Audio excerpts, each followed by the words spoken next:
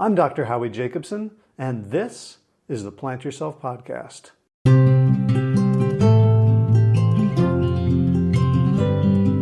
Each week, I bring you a conversation with someone who's making a positive difference in the world. And for my day job, I help leaders and their teams master their mindsets so they can achieve great things. To find out more, check out the Mindset Mastery Memo, my Substack newsletter. You can find it at plantyourself.com/memo. And now, today's show.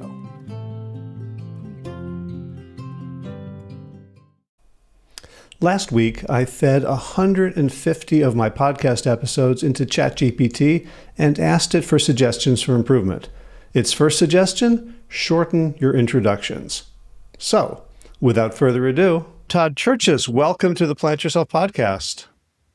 Thank you. I'm ready to plant myself. I see if you have a plant right behind you, so I'm ready to go. Yeah, let me know if it moves. Okay, well, I'll do keep that. my a eye little on it. chop of horrors, a little chop of horrors kind of plant. Feed me, Seymour. I feel like we could do an entire podcast on just giving each other inside joke lines. Yeah, pop cultural references of I'll take pop culture references of the 70s and 80s. All right. Well, we'll see how many we can slip in and get some Easter eggs in there. Anyway, you are an executive coach. You're a leadership trainer and mentor and coach. You are author of Visual Leadership with only one L. In fact, I'll hold it up right here as a nice plug here. But it you is also just mentioned Easter eggs, which is a metaphor. We'll be talking about metaphors shortly. But other people like Easter eggs. What does that have to do with anything, right? So that's a great example of the metaphor we just throw around, and other people may be confused by it, especially communicating across cultures. I just started a podcast with a friend of mine who's a teacher of business English for people for whom English is their second or third or fourth language. Yeah. And we were talking about the use of metaphor and how we have to be careful, that people can understand. And you have a whole chapter in the book about baseball and whether it flies in other cultures. And we found when we were listening to each other speak, we could not get through a single sentence without a metaphor. Yeah, I mean, language is metaphor. There's a quote that I just gave to someone the other day that says we speak in metaphor, we learn in metaphors and stories, right? So that's how culture is passed along, long before the written language. Stories and metaphors. And yeah, someone did a study. I forget the percentage. There was something like 50% or 50 to 70% of language is metaphorical, and we don't even realize that. And I remember reading that if you want to be literal is a metaphor. It means like a letter. So that's true. Yeah, that's great. I love that. I'm gonna have to borrow that, but I'll quote you on it. Nice. So let's get started with your story, because or some of your stories, however you'd like to curate them for us. Where'd you come from? How'd you become who you are? That's an interesting question. That's always I'm obsessed with origin stories and etymology. So I'm going to etymology.com like at least once or twice or 10 times a day to look up origins. So my origin story: I grew up in Queens, New York. I talk loud and fast, even though I'm an introvert. But that you have to be loud and fast to survive in New York. Then grew up on Long Island after that, and then went to school in Albany. But my dream, I talk about this in my TED Talk on the power of visual thinking. My dream was to work in was television. That sounds like you are. We're both obsessed with television growing up and pop culture. So people would say to me as a kid, "What do you want to be when you grow up?" And my dream was to be Spider-Man. Superman. I'd fly around the house wearing my mother's dish towel as my cape. I was never to be found without a cape growing up. But then people would say, "Well, what if you can't be Superman?" My backup plan was to be Batman. So those were my two career aspirations. So I knew later on I had to do something in television. And I worked in advertising in New York for Ogilvy and Mather for a year before moving to LA. And I worked for a number of entertainment companies in LA. I worked for Michael Nesmith of the Monkees. That was my very first job. Most of my students have no idea who that is or who he is. But that was an amazing experience. Sitting at the front desk, just answering phones, and Mickey Dolenz walks in and says, "Hi, I'm here for lunch with Mike." So again, we're throwing around names that you recognize. I'm sure younger viewers may not. So And then I this worked was after this was after Laurel Canyon, right? Laurel Like Canyon.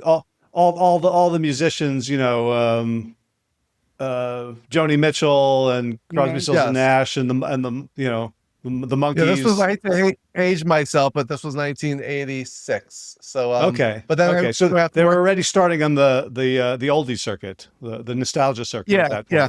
point. He was, but what most people don't know about him, he was one of the founders of MTV. If it wasn't, he started creating music videos long before anyone else did. So he took, like the Beatles did movies like Help, the Monkees tried to be the American version of the Beatles, and then he started creating music videos, and it led to, with Bob Pittman, the creation of MTV. So it's an interesting backstory. Then I worked for Aaron Spelling on Dynasty. I just put scripts together as a production assistant. And then I worked in casting for Columbia Pictures, comedy at Disney, and then drama program development at CBS. So those were Todd, the TV years. And then I got out of television. I worked in the theme park business as a project manager.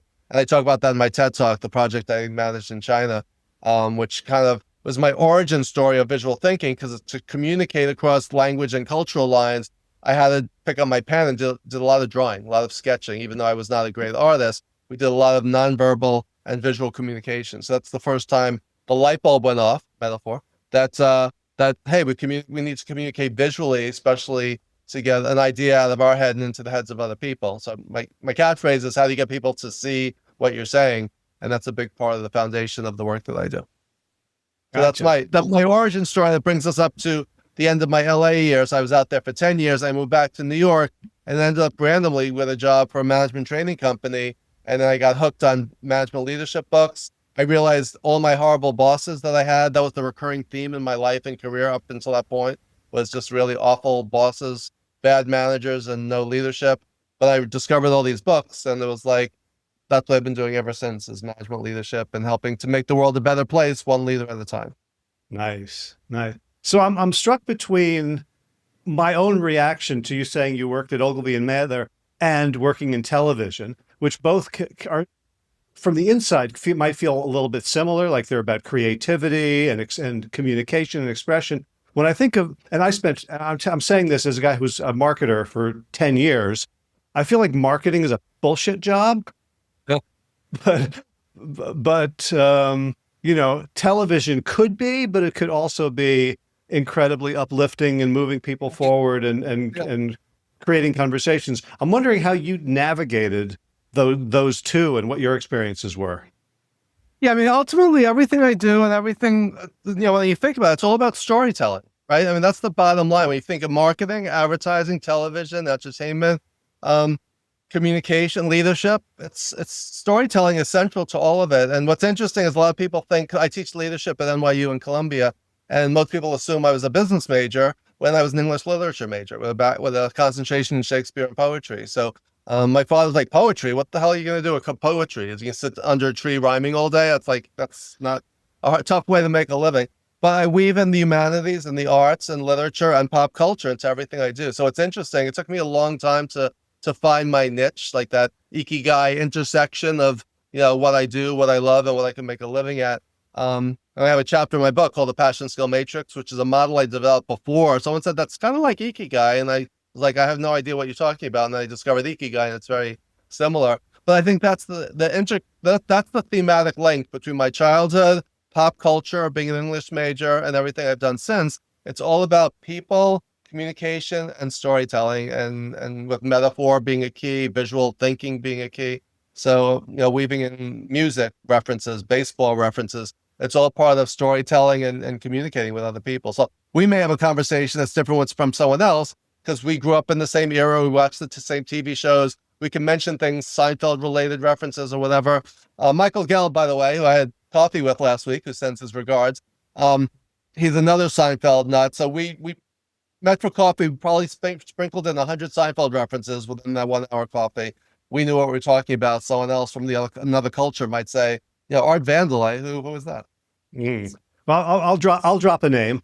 When I lived in North Carolina, I'm an ultimate frisbee player, and I would volunteer to captain one of the teams in the local fall and spring leagues. because if I didn't, I wouldn't get any playing time because I wasn't very good. So if I was the captain, I could at least put myself in a fair amount. And one of the players on our team, I the name sounded familiar. I didn't know why. It was Jedediah Purdy, which is a great name. Like if you just hear the name and you don't know him, you're like, that's a great name. And discovered he was then a professor at Duke, and he was young for being a professor, a law professor. And I started looking up his background. He'd written all these books, and one of the things that he was well known for, his first book, like right out of college, I think it was called For Common Things, and he had an entire chapter critique of Seinfeld for its nihilistic worldview. And he came out as a very idealistic person. And I think Seinfeld then had some episodes in which they had a character playing a Jedediah Purdy, kind of cutting him back down. So that's my Seinfeld story. Right. Yeah. So again, we're aware. That's a key point. Like a big part of visual leadership and visual thinking is what we notice has so much to do. Our awareness has to do with our paradigms, right? What we see and what we miss. We pick up on things that are within our lens from our culture, our upbringing, our schooling, our interests, all those kinds of things, while something else may just whiz by our head. Like you mentioned some references in your book, your great book that you wrote with Peter Bregman, that you can't change other people. You mentioned some references that I completely missed, but now if I go back, now that I'm aware of it, I'll probably notice and spot them. So again, a lot of it has to do with awareness, right? What we notice and what we see. We go through life with these blinders on. And I'd say, one of the metaphors I use, that managers look through a microscope, leaders look through a telescope, and innovators look through a kaleidoscope, right? So just those three different lenses that we look at the world through will determine what we see, but also what we miss. Nice. So one of the things I really appreciate about your writing and the thinking behind it is you'll find a story that you like that's going to stick in people's minds and is going to be fun to tell and fun to hear. And then you'll find the meaning in it. I'm thinking about, right, Donna the Deer Lady. Right, which I remember that, laughing about it and sharing it, and then coming across it in your book again and saying like, oh, you have not only turned it into a point, you've turned it into a point that I'm going to remember, right? Long after I've forgotten that I read the book. Yeah, that's such a wacky, crazy story. For those who don't know it, long story short, this woman called into a talk radio show saying, asking why don't they move the deer crossing signs to a less populated area where the deer are would be safer crossing in traffic. And the hosts were like, the signs are for the drivers, not for the deer. But that always stuck with me. It's such a wacky story, and I love it for that reason. Like growing up as a kid, one of the other chapters in my book is every time we crossed a bridge that said, draw a bridge, my father would say, hey, give me a pencil, right? It's so stupid, one of those really awful, corny dad jokes, but you always remember it. Now, every time you see a sign that says draw a bridge, you're going to see it through a different lens if you haven't already, right? So that's one of those fun, quirky stories. But that's a great point. I always say to my students, leadership lessons are always hiding in plain sight if we just stop to notice them, right? So that Donna the Deer Lady, you could say, all right, what's a good example of something? You could say, this is something, what does this make me think of, right? What's another way, what's a concept or an idea that this triggered? Yeah. Well, you also define leadership very broadly. You say, your job, your mission is to help the world one leader at a time, even if you're just leading yourself. Yes. Right? So that's pretty much all of us. Yeah. I once attended a leadership symposium at NYU with all these different leadership professors across the school, and there were two camps. There was capital L leadership, like leadership is you're only a leader if you're a VP or CEO, if you have a leadership title. And the other camp was the small L category, where everyone's a leader, even if you just, like you just said. I said to my students, how many of you are leaders? And very few raised their hand. I say, do you do these things? And it turns out you're leading your life and you're managing your life. So when you combine the two and say, you know what, I am a leader, because students ask, how do I become a leader? I say, start leading. Well, what does that mean? Well, let's define that. Let's describe it. Let's talk about it, right? So I think if we make leadership unattainable, people feel like, oh, this doesn't apply to me. But if we start with, hey, I'm a leader in some way, even within my family, even among my friends, then let's build on that. How could I become a better and more effective leader in my society and in the world. Yeah. And it's in some ways, it's empowering. sorry, say that again. I missed it. I said it's empowering to think of yourself as a leader as opposed to something I will never attain. Right. Right. And I think it maybe the word itself and its connotations is a little bit unfortunate that we have to kind of, wrench it from the upper echelons of power. What really helped me was to think about leading, and I got this from Peter Bregman at one of his coach trainings. He said that we're often working with leaders, but in a coaching conversation, we have to be courageous first because they have more at stake than we do. And he defined leading as going first. It's like, that is leading. If I'm leading the field, if I lead with a bid in hearts, all it means is I'm going first. Yeah, I mean, one of the things I do, one of my side gigs, do I have my button on my button? I volunteer for Big Apple Greeter, so I'm one of the New Yorkers who shows people around New York. Don't start all calling me for a tour, but I show people around New York just to make New York a friendlier place, because a lot of people traveling here from other places feel very intimidated by it, the big building, the fast pace. But if I just say, hey, I'm showing around a couple from Australia and saying, there's the Empire State Building, or this is how you get to, Wall Street or whatever, I'm leading, right? So just showing someone which direction to go, pointing them in the right direction, and maybe giving them some information, that's leading. So Peter Drucker said leadership is influence, right? He also said leadership is about having followers. So there's all different definitions. Leadership is having a vision. There's all different definitions of what leadership is. So it really isn't one or the other. It's really a combination. So to me, visual leadership is leading people by helping them to see possibilities and using all my visual thinking tools, tips, and techniques to help them do that. I do a lot of work around servant leadership, which flips the org chart on its head. And servant leadership, the concept, and this comes from Francis Hesselbein, and this comes from somebody, and Robert Greenleaf coined the term, that being a leader is being a servant, right? It's helping other people, showing them the path, creating the next generation of leaders. My job is to serve rather than to be served, right? So it's a whole different way of thinking about leadership that a lot of times people don't even think about. They just toss the word around, but we're all seeing it through a different lens. Yeah. And you had a story about your experience of servant leadership. I think, was it Jeff? Yes. Yeah. Who got up to when he needed a snack, instead of waiting for the lowest paid person in the room, jumped up and brought snacks for everyone. Yeah. That was actually Seth, the CEO in that chapter. That was my former company, LiquidNet. Okay. Seth was the CEO. Jeff was my boss, and Jeff is now a friend, colleague, etc. But yeah, Seth is the one who said, "I'm hungry. I'm going to get some potato chips," and he came back with a whole basket of chips and cookies and went around table by table. Not every CEO is going to do that. They're going to say, "I'm hungry. Someone get me a cookie," right? So just that different. It's a very small thing. Stopping by someone's desk and saying, "Hey, how's your day going?" If you've ever had your leader, one of your bosses or a CEO do that, it's just it's a different way of leading, as opposed to step into my office, them stopping by your desk and say, "Hey, how's it going?" Right? So just that MBWA or LBWA, leading by walking around. A lot of leaders don't think about that. They're in their ivory tower in their corner office, and they're like, just say, "Come to my office and let's talk," right? So just getting out there amongst your people is an act of leadership.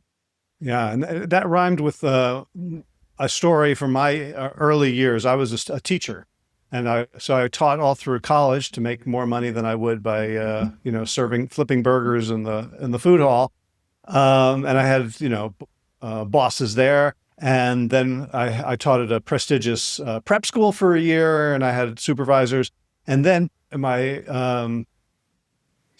third year out of college, I landed in a small Quaker school, and the head of the school, we went on a camping trip to Blairstown, and somebody in the dining hall spilled something, and it clanked, and of course everybody cheers when that happens. And the principal, Jane, the head of the school, immediately bent down and started cleaning it up. And I was flabbergasted. Like it was so different from any experience I'd had with a leader. Yeah. And it clearly was like she was leading. It was servant leadership, but it was also role modeling.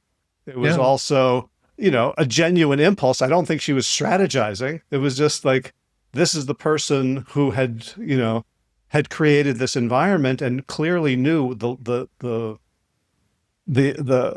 lessons and the qualities she wanted to impart into the world, and this was just an expression of it. So it rhymed with your story of Seth. Yeah, that's great. Yeah, but the willingness to get your hands dirty. And then that same chapter, I think it is, when I was being interviewed, they said, they asked me, do you do Windows? I'm like, you mean like Microsoft Windows? They're like, no, like if the tabletops are dirty, are you willing to get out the Windex and wipe the tabletops off? Like that's part of the culture, right? It's not like someone snapping your fingers and having someone else do it. Are you willing to do that, right? So that's, like you said, an act of leadership. It's an act of service. It's saying you're not above everyone else. So yeah, it's a different way of framing what leadership is all about. Yeah. So I'm thinking about my audience, and most of them, I think, are not leaders in a capital L positional leadership sense, or they might be in certain circumstances. But everyone, I think people gravitate to this podcast because they're interested in contributing to a better world. And you've shared a lot of tools and strategies that can empower people to do that, both in terms of, their own lives and being more influential with others, and also aspects of management, of efficiency, and just getting things done. Because one of the things that occurred to me is, I'm sure you could find a lot of leaders who do leading by walking around who get fired because they're not doing anything else, because they're not right. they're not competent, time managers and a lot of leaders would love to do the walking around and talking, but they're so inundated with tasks, and they're, maybe struggling to delegate or struggling to amass and deploy resources, that they just don't have the time.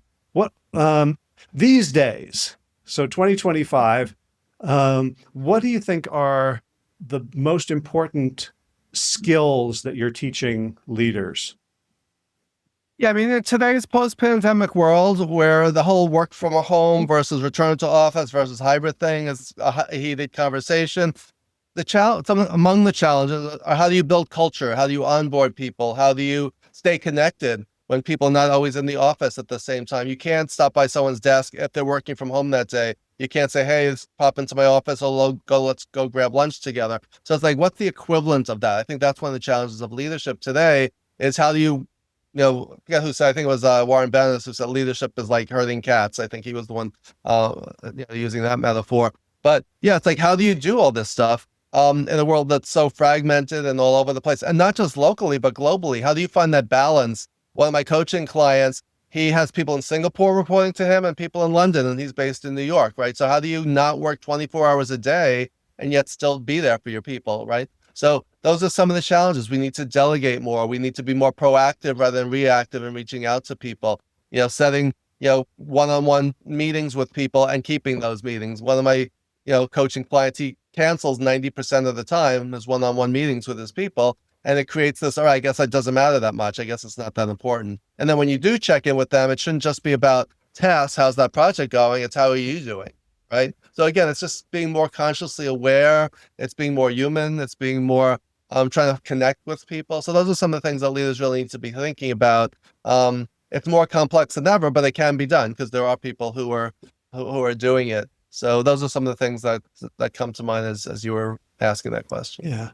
That's interesting. Last week I asked ChatGPT to scour the internet and, McKinsey and Boston Consulting and World Economic Forum and come up with a list of needed skills and competencies for 2030. And one of the main ones it came up with was this idea of digital leadership, that how do you lead your team when almost all the interactions are digital? Do you have suggestions or examples of people who are doing this well?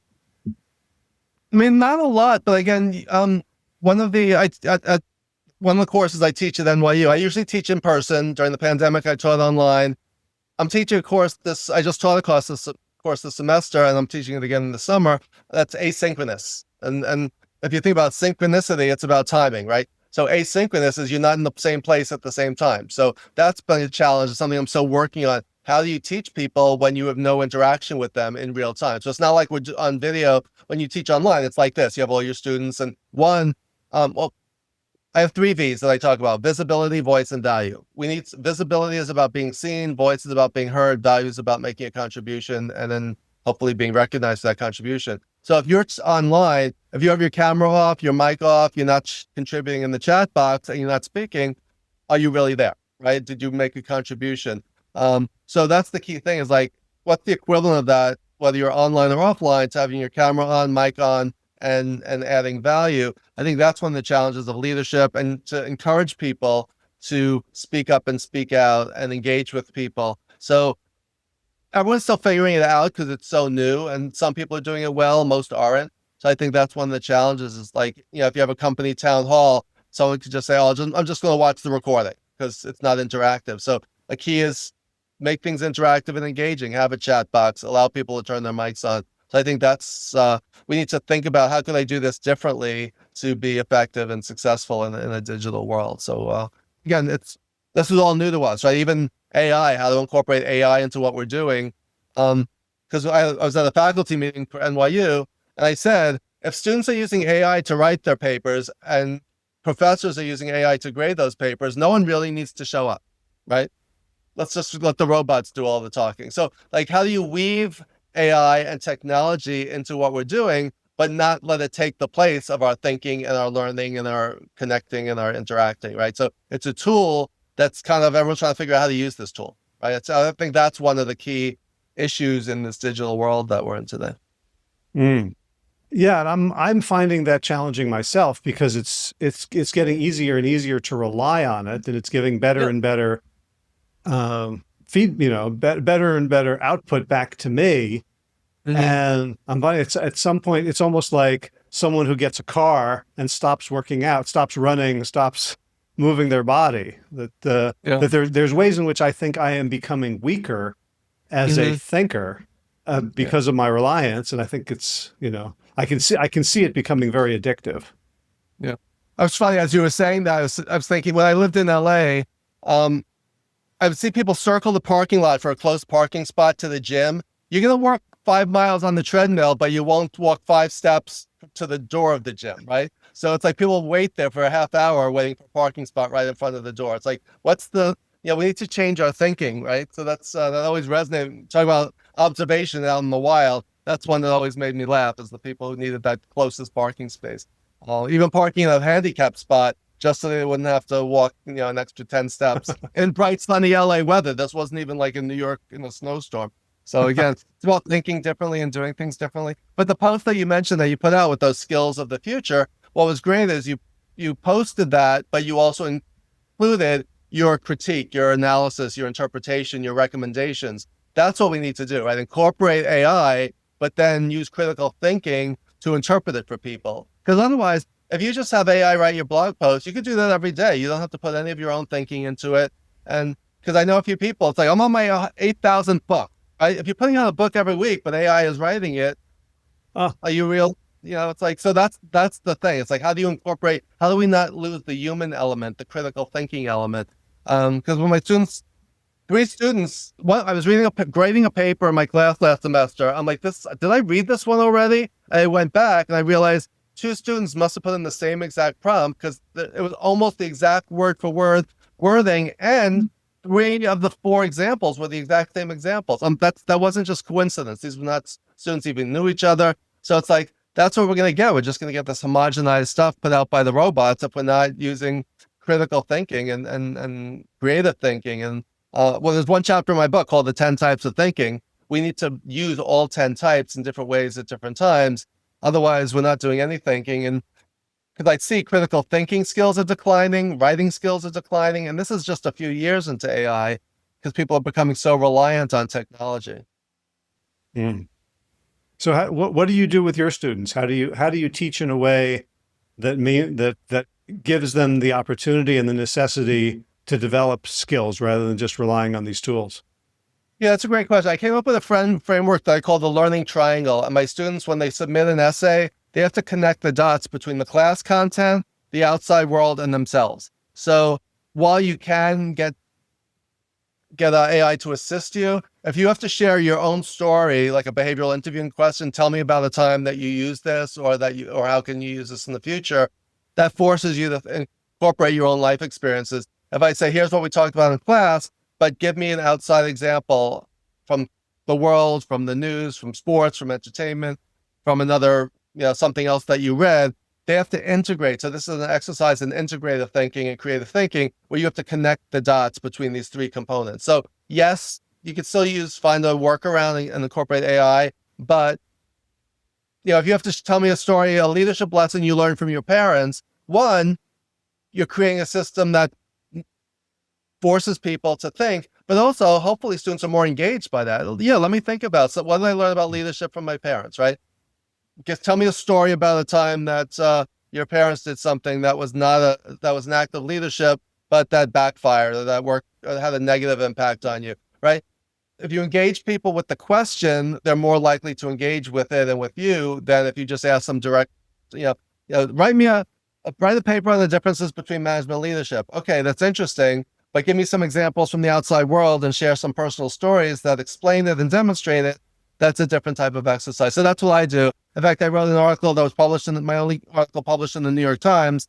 That was, and I'm happy to share the link with you, where I wrote about how I incorporate the news and the outside world into my teaching. So again, it's hopefully more engaging for students and will encourage and inspire them rather than everything being a contest where everyone's trying to game the system and do the least work possible. Because I said you're only fooling yourself in terms of your learning and your thinking and your growth and development if you just hand in papers submitted by the robots. Are your students nervous about the future? Like for their own future? There's a lot of anxiety. Not only my students, but even my baby boomer executive coaching clients. Everyone's nervous because there's so much, we live in, what they call a VUCA world, volatile, uncertain, complex, and ambiguous. And it's more hyper VUCA than ever because no one knows what the future is going to hold. Things are politically, economically. So I'm finding that people are less willing to make long-term commitments because they don't know what the future is going to bring. So yes, my students are nervous. My senior clients are nervous. Everyone's nervous and there's a lot of anxiety, isolation, loneliness. People are in need of sanity checks. And that's where the human element really comes into play when you can commiserate with other people and say, hey, what are you experiencing? What are you feeling? So I would say, yes, there's a lot of anxiety out there because of all the unknowns, right? Our jobs that exist today, I always say, when I started out in the mailroom and worked my way up to the proverbial corner office, there's no mailroom anymore because there's no mail, right? And there's no email room as far as I know. And the corner office, do people even care about that, right? I'd rather be at my corner Starbucks or in the corner office in my apartment, right? So that old paradigm of working your way up, I'll become a leader over the next 30 years and get that gold watch. The whole paradigm is out the window, right? So how do we motivate people? What is the career path if the traditional path doesn't exist anymore? What do you do when you're 50 and your boss is 25? How does that impact your ego? How does it impact how you go about your business? So the old order of things doesn't exist anymore. In fact, a lot of my clients' references, I keep this on my desk to remind me not to be a dinosaur. I say to my clients, like, when you tell a story that begins with, when I worked at IBM in 1985, people are like, this is what they're thinking, right? They're not thinking, oh, look at the whys. They've been working for 50 years. It's like they're thinking this person's outdated. So I keep my dinosaur as one of my visual cues on my desk to keep my references up to date. I mentioned Simon and Garfunkel in my class. My students thought that was a management consulting firm. So, our references need to be current and as well as our metaphors and our stories. Nice. So one of the, I've been, reading my usual diet of sort of leadership and social science books. And I've also been, reading books sort of about the political situation and moral philosophy. I've just, almost finished, Moral Ambition by Rutger Bregman. And like thinking about the opportunity of all this chaos might be that we get to do work that's meaningful to us, that actually solves big problems. And I know in times of tension and crisis, it's very natural to kind of just fall back on self-protection. I felt that energy a lot having moved to Spain and being kind of cut off from my network and my typical ways of making a living and feeling like, screw the world. I just gotta, I gotta take care of myself first, but also, seeing in all this chaos, maybe, new paradigms being born. And I'm wondering, as someone who is not a dinosaur, what's your reflection on that? Yeah, I mean, that classic serenity kind of thought process of what can I change and what can I not? What are some things we can get so obsessed and paralyzed by things that are beyond our control? We need to think about what is within our realm of control? What can I have an impact on? I'm always thinking about the starfish story. I used to have a starfish on my desk, but then the legs broke off. Starfish story is for those who don't know, it's like there's a beach with hundreds of starfish washed up on the shore that are still alive.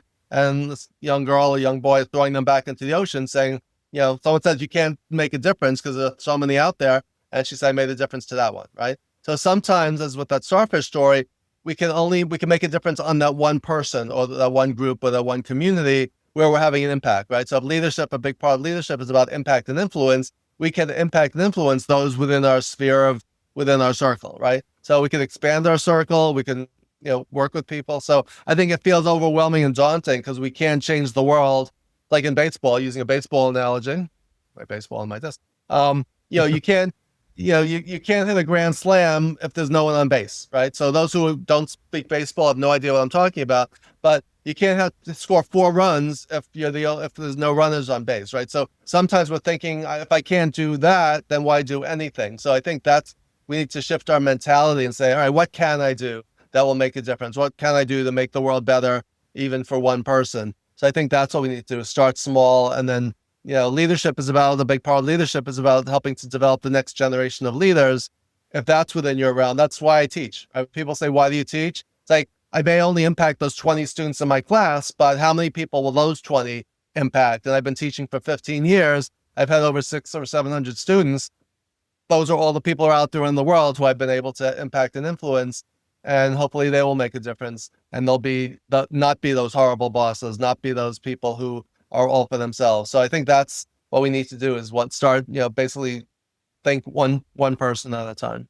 I suddenly had a visual of Mr. Holland's Opus as you were speaking. Yes, I was just thinking that just as I was speaking. But I didn't know how obscure that reference was, but of course you picked up on it. So it could be very obscure.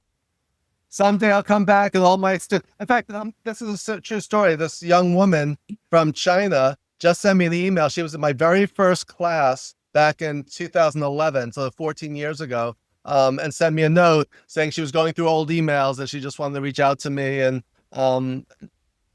that's why I do this, right? Not for the ego. In fact, let me pull it out here. I keep a smile file, and this is what I put when I get thank you notes. When I get, here's a note I got from a Wall Street trader, a Wall Street stock trader, send me a handwritten thank you note saying how much he loved. It was a career highlight for me. I can't wait to put this new knowledge to work. So when people say, why do you do what you do? It's like these cards, keep the cards and letters coming. But just the idea of, keep a smile for yourself, because there are times that you're going to have bad days, or times that you say, why am I even wasting my time doing this? It's like, keep a tangible reminder of those messages you get, because it's inspirational, and it's nice to see the impact we've had on people over the years. That's beautiful. I suddenly realized that if I'd received a note like that, I would have held it upside down to see if a 20 fell out. Or a check. Yes. That would be nice, but I'll take the gratification of the thank you. The thank you is thanks enough. So. But it's not, kidding around, but it's true. It's like to express, gratitude. I always talk about 4 G's of leadership. Be genuine, genuineness, generosity, graciousness, and gratitude. So genuineness is about just being yourself. Don't say, I'm a leader now, there's a new sheriff in town. You're not playing a part. Just bring your true, authentic self to work. That's being genuine. Generous is looking to give more than to get.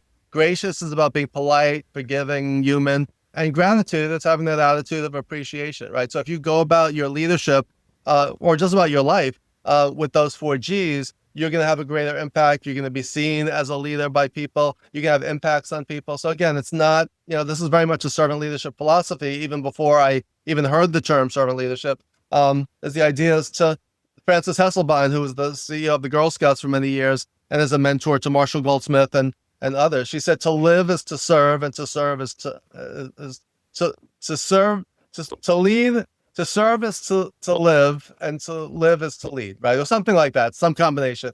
I'm mangling the quote. But basically the whole idea is like, we're here to help other people, right? So if you have that attitude, how can you do that? Whether you're a student, a teacher, a boss, you're in customer service.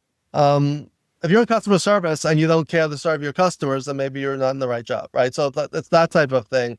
It's having that attitude of how can I help, right? Regardless of whatever it is that you do. Yeah. I had a thought. It's gone. Oh, sorry. Maybe it'll come back. All right. I'm further out the millions of other thoughts in there. So yeah, no, that was the one. Oh, kiss my Nobel Prize goodbye. You just remind me of Jerry Seinfeld's joke about, his mother saying, if you eat that cookie, you're gonna ruin your appetite. He's like, there's another appetite that's coming right behind this one, so I'm not gonna worry about that. Okay, I just got a Mitch Hedberg line. Do you know Mitch? I've heard the name, but I don't know. Yeah, he says people ask me how I come up with jokes. He says I think of something funny and then I look for a pencil, and if I can't find a pencil, I convince myself it wasn't that funny. Okay. That's good. That works. That's worth it. I actually have an I don't want to give them a free plug, but Aqua Notes waterproof notepad in my shower, because 90% of my ideas come up in the shower. So, and their slogan is "Don't let your good ideas go down the drain." So, you ever get an idea in the shower and then you're like trying to hold it until you get out? So sometimes my wife's knocking on the bathroom door saying, "Are you ever coming out of there?" I'm like, "I'm working in here." So, although I tried to get them to come up with to create a flip chart size version, but they have not done that. They're all memo pad size. But you want to catch those ideas. The worst way to come up with an idea is to sit down in front of a blank piece of paper or a blank computer screen saying, all right, what can I write? 90% of our ideas come when we're not thinking of them. So we need to capture them. That's why I encourage my clients and my students, keep a journal, capture things in that moment. And then when you need them, they're there. Like when I sat down to write my book, I had 15, 20 years worth of content accumulated from writing down all these metaphors and stories and everything else. So yeah, and that's one area where I really am excited about AI, because it's so good at capturing and collating. And I heard about a new thing like 2 days ago. Have you heard about this? I think it's called Infinity.ai. It's a little pendant that you buy, and it records everything all day. Wow. Automatically uploads it to the cloud, and it figures out like what's the shopping list that you can not pay attention to, and what are your ideas and conversations. And we really have to watch what we're saying, because you were on video or audio recording all the time. Like you sent me this great Fathom recap of our conversation last week. This was great. I was like, wow, I didn't even know we said that. So it's like, but it was really helpful. I'm a big note taker, but yeah, if you have AI capture it, great. We always have to fine tune things. Things aren't always 100%, but all these AI technologies are making our lives easier, but we also have to, think about the human side of it as well. Is it accurate? Is it representative? Is this what we want? I love the idea of translation, because when you're talking with people from other languages and other cultures, it's really helpful, with expressions. Like a lot of professors say to their students, they even collect their cell phones so they won't be they'll say, put them in the basket. I say to my students, first of all, use your devices, whether it's your laptop or cell phone, as long as you're paying attention. If you want to look up who is Peter Drucker, if you want to make a note to yourself about something, or use it for note taking. And I said, my other faculty colleagues say, well, what if they're on their on Netflix or shopping on Amazon? I said, that's your fault, right? If your students are not engaged in what you're saying and they're doing other things, because I do faculty observations, and sometimes I'll sit in the back of the room and students will be typing vigorously and the professors are thinking, oh, they're just capturing my every word. Meanwhile, they're sending emails, they're playing computer games, because I can see their open laptop in the back of the room. So if you're not engaging your students or your people, that's your fault, right? So I think that's the key, is not to restrict the use of technology, but to encourage them to use it for good rather than for evil. I'm going to challenge you a little bit on that one from my own experience of crossing the line into addiction, right? Like, you're saying like you have to be more interesting than, cocaine and hookers, like, I didn't say that. Those are your words, not mine. Those are my but, words. I get the metaphor. I get the metaphor. We're not talking literally here. That is metaphorical. But yeah. But Right. it's true. We are Although if competing with all- AI gets confused and attributes to you, that's Yeah. nothing I can do about that. No, but we're in a world of never-ending interruptions and distractions. So we need to figure out a way to navigate around that. Like, if you're a CEO doing a town hall, are you engaging people? I was coaching a CFO who was boring people to death with his projections and his numbers. And I said to him, your numbers are meaningless outside. And I paused. I said, outside of their context and outside the story you're trying to tell. What is the story you're trying to tell? People don't care if it's 3.875. What's the, are we going up? Or are we going down? What are we doing with this information? So that's an example of like, you can kill people with all of this data. We have so much data, we don't even know what to do with it. So our job is to process that data and to identify what is the data telling us? What's the context? What's the meaning? What do we do with all this information? I think that's the dilemma, because you could get just drowned in all this data that's available to us now. Would you tell the cardiologist story? I just came back last week from a stress test, so it resonated well with me. Yeah, I went to the cardiologist for a routine exam, and he came back into the room with all the charts and the numbers and everything else. And he said, based on this information, you have a 5% chance of having a heart attack within the next 10 years. And I almost had a heart attack when he said that, right? My knees started buckling. I'm like, is this a death sentence? And then I said, wait a minute. Doesn't that mean that there's a 95% chance that I won't have a heart attack? He's like, yeah, that's another way of looking at it, right? So it's like, was he wrong with the data he gave me? No. Was he right? Yes. Was that the message he wanted to send? No, not at all. Not even close to it. So he said, your results are perfect for a male of your age, right? So that's the thing. So our numbers can be used to to misconstrue things, to misinterpret, to miscommunicate. So that's the thing. Our job is to say, what are these numbers telling us, and what do we do with them? So do you need to lose 5 pounds? Do you need to exercise more? What does more mean, right? So all of that, the human elements of the numbers. Otherwise, you can give me a 5,000 page report with all my data. I don't know what to do with that. So I think business people do the same thing. They overload people with numbers and digits, but don't tell us, all right, what's the why should I care? And the what's in it for me for this, right? Why should I be interested? How will I benefit? And what do I do with this information? I think that's the job of leadership, is to interpret that and help point people in the right direction. Say, this is what we need to do based on this information that we have. Yeah, I know, and a lot of my legacy viewers, this started out as a sort of health podcast around plant-based eating, hence the original metaphor, plant yourself. We try to use, statistics and numbers all the time to convince people, that our diet is a healthy one. And I remember I would go around, I would give talks, and I was more sophisticated than that. And I would, speak to audiences and, tell stories, right? And give before and after, like all the things that engage the mind.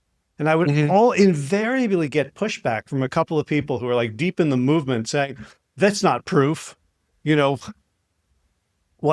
give us the numbers, give us the study, show us the p-values. And I think there's a lot, I love some of the examples and suggestions you give around, 3 out of 10 versus 30%, just to again, that we can be aware of limitations of numeracy and limitations of translating numeracy into meaning. Yeah. Yeah. I mean, about 7 years ago, I was outgrowing my pants and my belts. And I said, I either need to get larger clothes or I need to lose some weight. And I tried that with my wife's help. I changed my diet. I lost 36 pounds in 3 months. I've kept up most of that within, over the last 7 years. But, the saying attributed to Peter Drucker, if you can't measure it, you can't manage it. Numbers help us. If you set a goal of, I want to get from 230, I'm 6'4", so 236 pounds is a lot, but it's not. And my goal was to get down to 200, which I did. I had like 199.5, not sustainable. Now I'm like 210. But I didn't have to get new clothes. In fact, I did have to get new clothes. I was able to get smaller shirts. But the visual of, I have a shirt where my wife is in it with me. So like that visual of, I lost so much weight that I could fit my wife in that old shirt. I keep that shirt just as a visual, tangible reminder.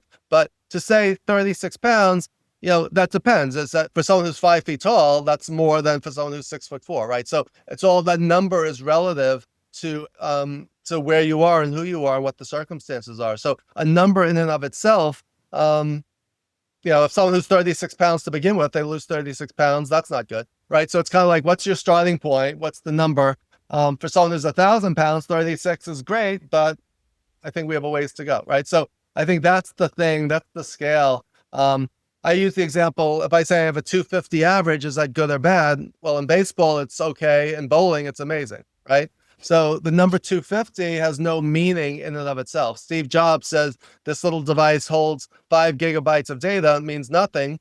If you say you can carry around 1,000 songs in your pocket, wow, that's pretty cool. I could carry around my CDs with me on this little device, right? So again, how are we communicating? Are we inspiring people with these numbers? Are we changing behavior? That's what we need to think about. So that's where that visual leadership element comes in, is getting us to see things through a new lens, trying to see things through the lens of our stakeholders. If I'm talking about football, I'm usually talking about this, but someone from Europe might be thinking this, right? So both are football, but you're getting a different visual in your mind, and we may be speaking the same language, but thinking different things. So we need to be aware of who are we talking to and try to visualize things, what I call flipping the eye, try to see things through the lens of the other person. Yeah, and I think that's the key skill, is this kind of empathy and kind of inversion of awareness.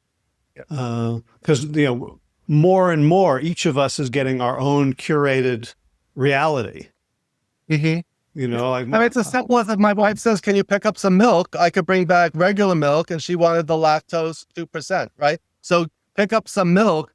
It's very clear in our own mind what we want. Like, what's the color of the carton? Is it a quart, or is it a half gallon or a gallon? So I always say that to managers when they say, "Oh, my people are just not doing what I want." It's like, are you clear? First of all, are you clear on what you want? And did you communicate clearly to them?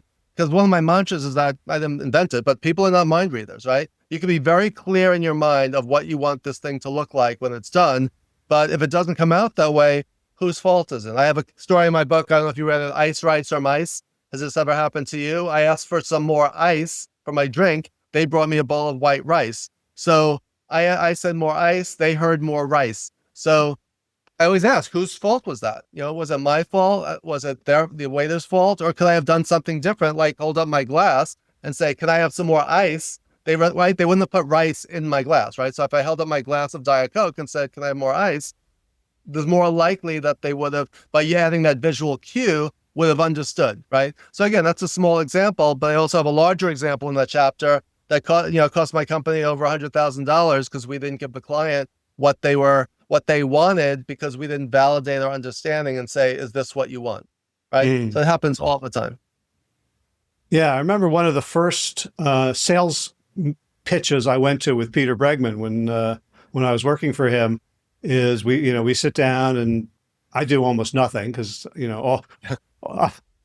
I'm too new at this. And he does the pitch and questions back and forth, and then it's kind of coming to a close, and he says just casually, "So on a scale of 1 to 10, how well do you feel like we understood your situation and what you need?" And they said 9 out of 10, and I was like, "That's great." Peter sits back down and says, "What did I miss?" Yeah. And it continued. And I've never forgotten that. That's great. I love that. Yeah, I have a similar thing. I have a model earlier in my book called CAP, which stands for put your cap on. CAP stands for confidence, assertiveness, and presence. So it's a self-assessment I do to help people give themselves, like, I'm not very confident. I'm only a 4. Like, well, why are you a 3 then? Right? Mm-hmm. So it's a different reframing. So why are you a 3 as opposed to a 0? And what would make you a 5? Right? What's the difference between a 4 and 5? And then little by little, you inch that person up the scale. So I love that. Similar to that Peter approach of that, just getting people to look at things through a different lens is a growth opportunity. So I love that. I'll always remember that. What haven't we covered that's on your mind or in your heart? God, we covered a lot. We haven't covered Stratomatic baseball, but we can save that for another time. We both use musical references all the time, which show our generational difference, Yeah. similarities. I Yeah, know what I want. I know what I wanted to yeah, ask you. Have you been watching the studio? yes. I just finished the last episode. Yes. Okay. Does it remind you of real life? Yeah, those are my yeah. I had flashbacks of my Hollywood years while watching that. So I love my favorite episode was the Ron Howard episode, who's known as being one of the truly nice guys, and he just played completely opposite his characters. Mm. So that was great. And I thought of that because of your story about honking when you were trying to get the studio job, and it seemed Hmm. like exactly the sort of scenario that they would have put into that show. Yeah, yeah. I had many of those Hollywood episodes. My my boss, I worked for Aaron Spelling. He's a famous producer. He just passed away recently. But he would ask me to go to this one specific restaurant a half hour away to pick up his Chinese chicken salad on Melrose. Right. So I drove all the way back. So it took me like almost an hour in bumper to bumper traffic, lunch hour in Hollywood. And he always would say, "What took you so long?" Right. This was day before, this was long before like we had DoorDash or any of these delivery services. So he opened it up and there wasn't enough chicken in there. He's like, "This is not enough chicken. I need you to go back to them and get more chicken." So I got to get back in my car with his chicken salad, drive another half hour. So I was like, but he wasn't having lunch until like 3 hours later. But for spite, they put in so much chicken, like handfuls, globs of chicken. He opens it up and says, "Now this is a chicken salad." Like that's the kind of story that's straight out of like a Hollywood movie that he didn't care that it was 2 hours later. Like they were being obnoxious with overly chickening him. And but again, I had almost every day. So I had the horrible boss stories. I had the loony boss stories. A different boss had me spend like 20 minutes. He was going to mail an envelope, but decided not to. So he made me spend like 20 minutes trying to get that stamp off the envelope so he could reuse it. This is a guy who was making $250,000 a year back in 1990, but he wanted to salvage that stamp, that postage stamp. So I ended up not being able to do it. So I had some stamps in my wallet. I gave him one of my stamps because I was already spending 20 minutes trying to get the stamp off and I was ripping it. So rather than being yelled at, it was worth 27 cents or whatever the price of a stamp was at that time to just eat the cost. So it's like those are the stupid Hollywood stuff that you can make it up, but real life stories. Uh-huh. Not to mention all the horrible bosses stories. That some of which I have in my book. The boss who threw the box of pens at me because they weren't the right ones. So I would have had many lawsuits, I think, in this day and age. Back then, it was just a typical day at the office. But all our work experiences, our life experiences shape. Like I wouldn't have all these stories, and I wouldn't be. I'll put it this way: I wouldn't be doing what I do today if it was not for all those experiences, good and bad, that I had over the 20, 30 years leading up to it. So everything is. Nelson Mandela said, "I never lose. I either win or I learn." Right. So it's like we need to take every experience, including our wins, and say, "All right, what can I learn from this? How can I use this? How can I transfer this knowledge to other people?" Eleanor Roosevelt said, "Learn from the mistakes of others. Life's too short to make them all ourselves." Right. So I try to share with people, and also finding the humor in situations. I think that's something we both have in common. Is just finding the craziness, the wackiness, the humor in these situations. One, because they're learning experiences, but two, they're just funny. Right. They're funny, silly, quirky, and memorable. And that's the power of storytelling and sharing things with other people and helping them to learn and to grow from it. It's a big problem. Cool. So, any new music you're listening to these days? I think someone once said our musical growth stops when we graduate, on the day we graduate from college. So I'm still listening to the Ramones and the Clash and Simon and Garfunkel. So I can't think of anything within the last. Occasionally, something will pop up on my Spotify mix, but not really. I usually recycle the oldies, which is to us now the Clash and the Ramones and the Sex Pistols. I think you need to look at your dinosaur again.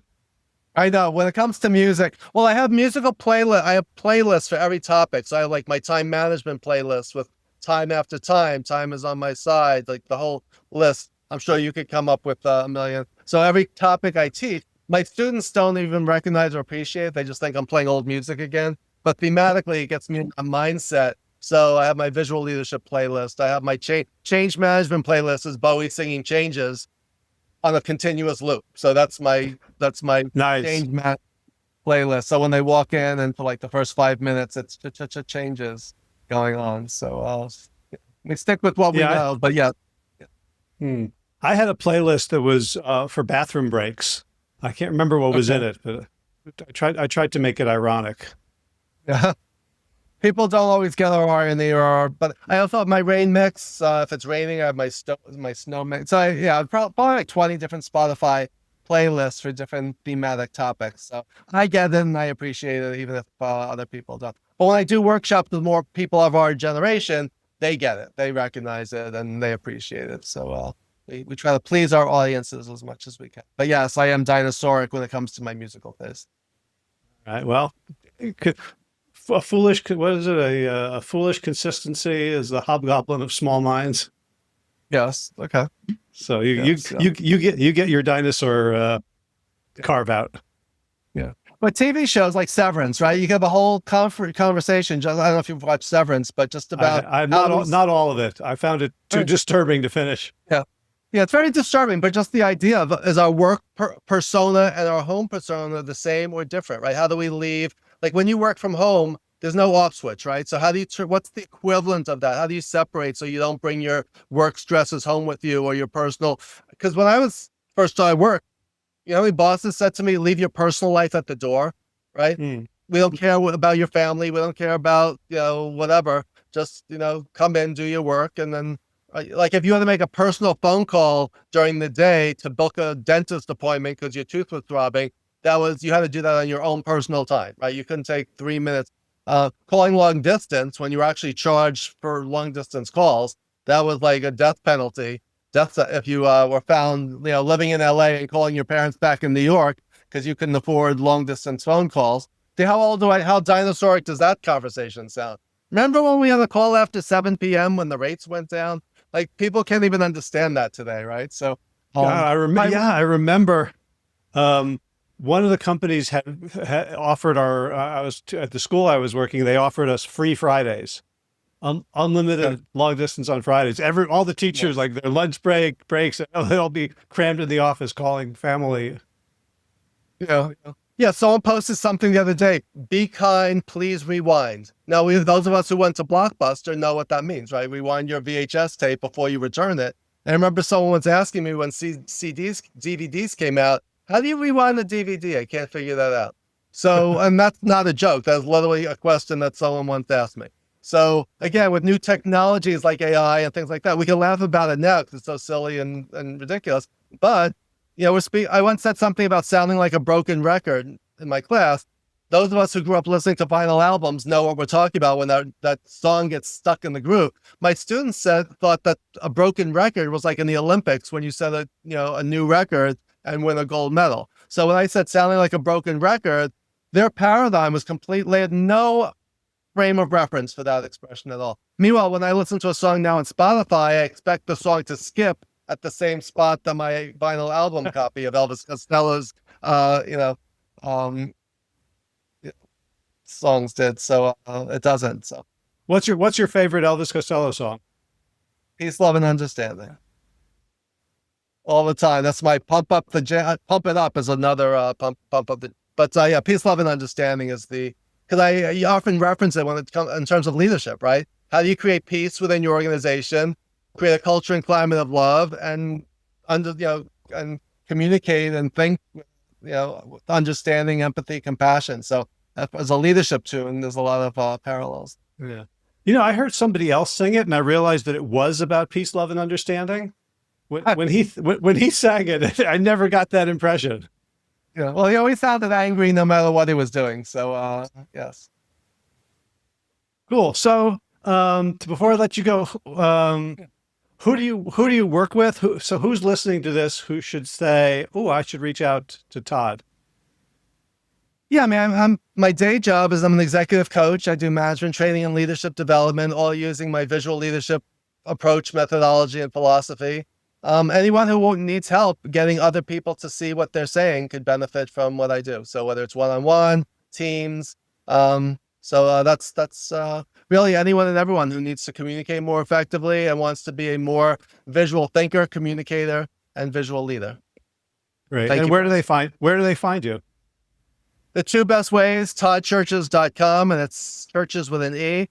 And that's where people can find my TED Talk, information about my book and my services, and also just connect with me on LinkedIn. Both of us live on LinkedIn. So just say you saw me on Howie's show, connect with me on LinkedIn, and happy to continue the conversation right there. All right. Well, Todd Cherches, thank you so much. This has been fun. Thanks, I'm sure we can have a lot more offline fun conversations that the rest of the world doesn't need to listen to, but we'll keep those going. Thanks for the work you do in the world and for taking the time today. Thank you, Ari. Thanks for having me.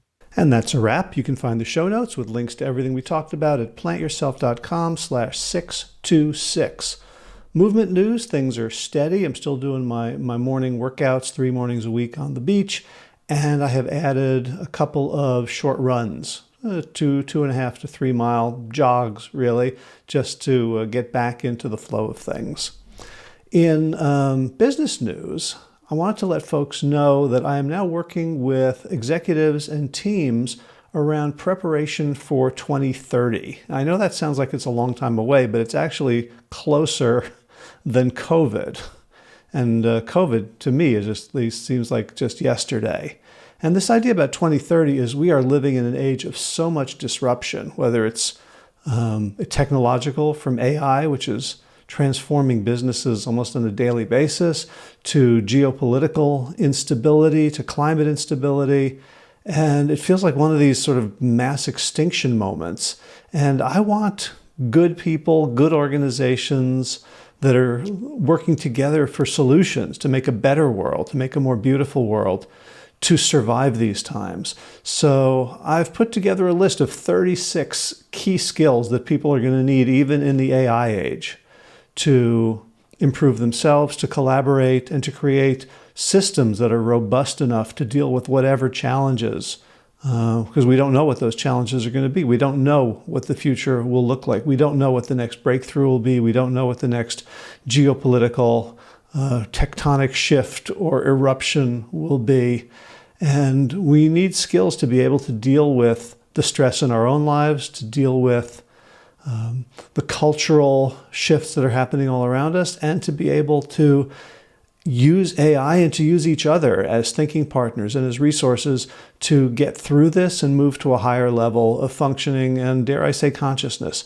If you're interested in that, you can reach out to me. You can email me directly at hj@plantyourself.com, or you can check out my business site, howiejacobson.com.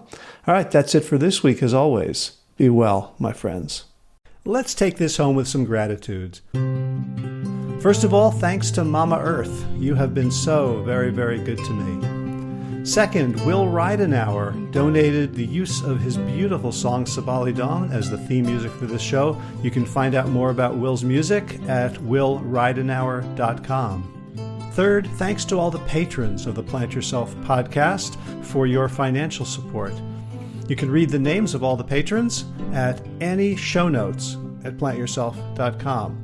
If you would like to become a patron to show your gratitude for the work I'm doing and help support it, you can do so at plantyourself.com/gift. That's GIFT, all lowercase. And finally, I want to thank you, the listener, for making all of this possible, for giving me a reason to reach out to people, to have conversations, to edit, produce, publicize. All the stuff that I do is for you, so that we can continue to have conversations and continue to ripple out healing and transformation into the world.